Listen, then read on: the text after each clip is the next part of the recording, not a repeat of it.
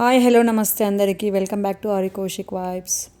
ఈరోజు నేను మీకు ఒక స్పెషల్ డిష్ చూపిస్తున్నా. ఇది బ్రేక్ఫాస్ట్ కింద చేసుకోవచ్చు, స్నాక్స్ కూడా చేసుకోవచ్చు అనమాట. మా పిల్లలకైతే బ్రేక్ఫాస్ట్కి చాలా ఇష్టం.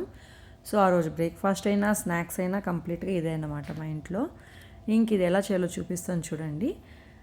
ఒక కడాయిలో 1:1.5 అన్నమాట. అంటే 1 పోర్షన్ బియ్యం పిండి తీసుకుంటే 1.5 పోర్షన్ కర్డ్ కానీ పుల్లటి మజ్జిగ కానీ తీసుకోవాలి. నేను 2 గ్లాసెస్ ఆఫ్ బియ్యం పిండి తీసుకుంటున్నాను కాబట్టి 3 గ్లాసెస్ ఆఫ్ పుల్లటి మజ్జిగ తీసుకున్నా.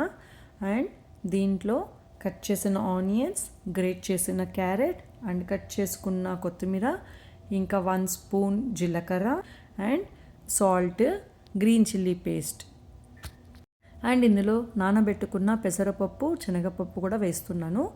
ఈ కర్డ్ బాగా మరిగిన తర్వాత ఫ్లేమ్ సిమ్లో పెట్టుకొని మెజర్ చేసుకున్న బియ్యం పిండి అందులో వేసుకొని ప్లేట్ దాని మీద హాఫ్ క్లోజ్ చేయాలి, ఫుల్ క్లోజ్ చేయకూడదు, పొంగిపోద్ది.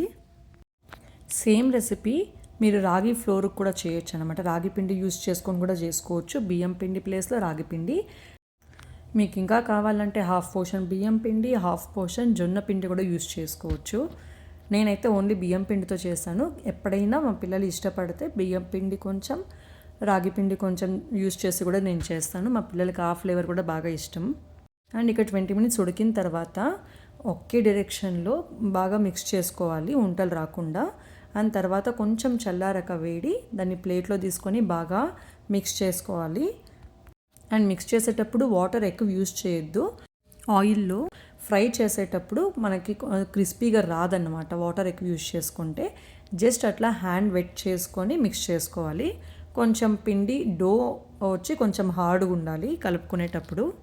అండ్ మీరు ఇది 20 మినిట్స్ ఉడికిస్తేనే చల్లారాక కూడా కొంచెం తినడానికి బాగుంటుంది. అండ్ ఆయిల్ కూడా ఎక్కువ పీల్చుకోదు. కొంతమంది అయితే 10 మినిట్స్ ఉడికిస్తారు. 10 మినిట్స్ ఉడికిస్తే ఏమవుతుందంటే వెంటనే తినడానికి బాగుంటుంది, కాకపోతే ఆయిల్ ఎక్కువ పీల్చుకుంటుంది అన్నమాట పిండి. అండ్ మీరు దీనికి సైడ్ కింద సాస్ కూడా డిప్ చేసుకోవచ్చు, లేదా చట్నీ కూడా చేసుకోవచ్చు. మా పిల్లలకైతే సాసే ఇష్టం. అండ్ మా ఇంట్లో అయితే దీంతో పాటు రైస్ చేసుకుంటాం, lemon rice, jeera rice and puliyogare ఇట్లాంటిది. అండ్ ఇది చాలా simple and very easy recipe. మీరు కూడా ట్రై చేయండి. ట్రై చేసి కింద కమెంట్స్లో పెట్టండి మీకు ఎలా అనిపించిందో. అండ్ ఈ డిష్ పేరు నేను ఇప్పటిదాకా మీకు చెప్పలేదు. This is my all time favourite, పెరుగు కోడంబిళ్ళు అంటాం అన్నమాట మేము. మీ సైడ్ మీరేమని పిలుస్తారో కింద కమెంట్స్లో పెట్టండి, చూద్దాం. అండ్ ఈ డిష్ అయితే పుల్లటి మజ్జిగతో చేసుకుంటే టేస్ట్ బాగుంటుంది. పుల్లగా నచ్చని వాళ్ళు గట్టి పెరుగు తీసుకొని దాన్ని మజ్జిగలాగా చిలికేసి దాన్ని కూడా యూస్ చేసుకోవచ్చు. నా దగ్గర అయితే పుల్లటి మజ్జిగ ఉంది కాబట్టి మజ్జిగ యూస్ చేస్తాను. చూసారా ఎంత బాగా క్రిస్పీగా వచ్చిందో.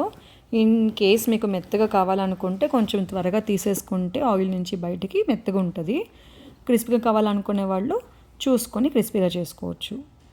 ఇది ladies kitty party, potlucks and family get togethers లాంటి అకేషన్స్లో కూడాను ది బెస్ట్ రెసిపీ అన్నమాట ఇది. ట్రై చేసి రెసిపీ ఎలా అనిపించిందో కింద కమెంట్స్లో పెట్టండి. Thank you so much for watching my video.